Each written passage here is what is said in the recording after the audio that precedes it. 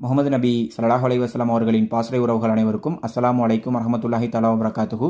கண்ணியமிக்க அல்லாஹ்வின் நல்லடியார்களே, இன்றைக்கி நம்ம பார்க்க போகிறது குர்ஆன் வசனம் சூரா 3 ஆயத்து 132. அல்லாஹுக்கும் அவனுடைய தூதருக்கும் கீழ்ப்படியுங்கள், அதனால் நீங்கள் கருணை காட்டப்படலாம். இந்த குர்ஆன் வசனத்துக்கு ரீசெண்டாக எனக்கு தெரிஞ்சவருடைய வாழ்க்கையில் நடந்த நிகழ்வை ஷேர் பண்ணால் ரொம்ப ஆப்டாக இருக்கும்னு நினைக்கிறேன். என்னென்னா, போன மாதம் மார்ச் 3rd வீக், எக்ஸாக்டாக 27வது நோம்புன்னு நினைக்கிறேன், அவர் அன்றைக்கி ரேஷன் கடைக்கு போயிருக்காரு. அந்த இடத்துல ரேஷன் கார்டு லாஸ்ட் ஆயிடுச்சு. அவன் தேடி பார்த்துருக்காரு, கிடைக்கல. ஓகே, எல்லா மேலே பாரத்தை போட்டு பீப்புள்கிட்ட சொல்லிவிட்டு கிளம்பிட்டார்.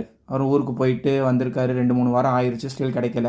ஓகே, நம்ம புது கார்டு தான் அப்ளை பண்ணணும்னு நினைக்கும் போது யாரோ கால் பண்ணி, சார் இந்த கார்டு உங்களோட தான், இது எங்கள்கிட்ட தான் இருக்குது, வந்து வாங்கிக்கங்கன்னு சொல்லியிருக்காங்க. இவரும் போய் வாங்கிட்டார். ஸோ இது என்ன தெரியுது அப்படின்னா, magic can happen anytime if we have blind trust in Allah subhanahu wa ta'ala and Rasulullah sallallahu alaihi wasallam. Follow பண்ணுவோம்.